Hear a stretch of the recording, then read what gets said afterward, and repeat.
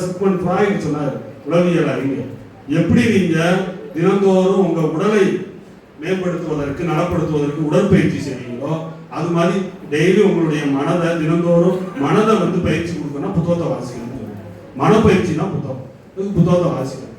அப்படி புத்தகம் வாசித்ததுனால தான் நிறைய தலைவர்கள் உருவாகி இருக்காங்க, நல்ல தலைவர்கள் உருவாகி இருக்காங்க. புத்தகத்தை வாசித்த பொழுதுதான் நிறைய நாட்டுக்கு விடுதலை கிடைச்சது. ஒரு மிகப்பெரிய கண்டமாக இருக்கக்கூடிய அமெரிக்காவுக்கு விடுதலை கிடைத்ததற்கு காரணம் ஒரு புத்தகம் தான், ஒரு சின்ன புத்தகம் தான், காமன் சென்ஸ் அப்படின்ற ஒரு புத்தகம் தான். நீங்க அந்த புத்தகத்தோட பக்கங்களை கேட்டால் வெறும் 42 பக்கம் தான். பொது அறிவு காமன் சென்ஸ் அப்படின்ற ஒரு புத்தகம். அந்த புத்தகத்தை படிச்ச பிறகுதான் ஒரு பெரிய புரட்சி வருது. அதுக்கு முன்னாடி வரையும் அமெரிக்கா கண்டம் அமெரிக்கா இங்கிலாந்துக்கு அடிமைப்பட்டு கிடக்கு.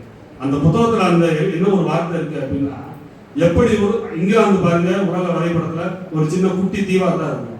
ஆனா அமெரிக்காவை பாருங்க, வட அமெரிக்கா தென் அமெரிக்கா பெருசா இருக்கா மேப்ல.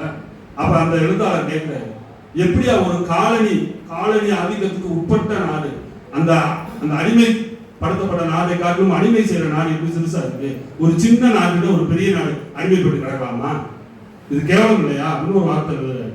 அதை கேட்டுதான் ஒரு மிகப்பெரிய புரட்சி. அப்போ ஒரு நாட்டுக்கு விடுதலை கொடுத்துருப்பாரு புத்தகம்.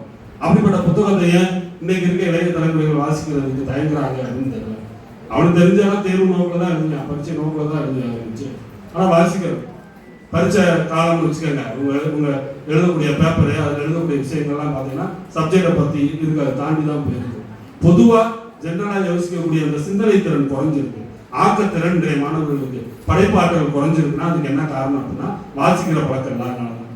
இப்போ நம்ம காலத்தில் நீங்கள் படிச்சிருக்க காலத்தில் நீங்கள் படிக்காத ஒரு கேள்வி வந்திருந்தா, பொதுவான ஒரு கேள்வி வந்திருந்தா நீங்களே எழுதிருப்பீங்க. எழுதினீங்களா இல்லை? நீங்கள் யோசித்து பாருங்க.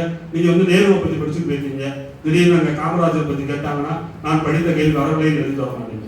ஒரு முயற்சி பண்ணி எழுதிருப்பீங்க. நேருக்கு காமராஜருக்கு நட்பை பற்றி கூட எழுதிருப்பீங்க. ஏன்னா அவர் அகில இந்திய காங்கிரஸ் இருந்தார், தமிழ்நாட்டில் இருந்தார் அப்படின்னு.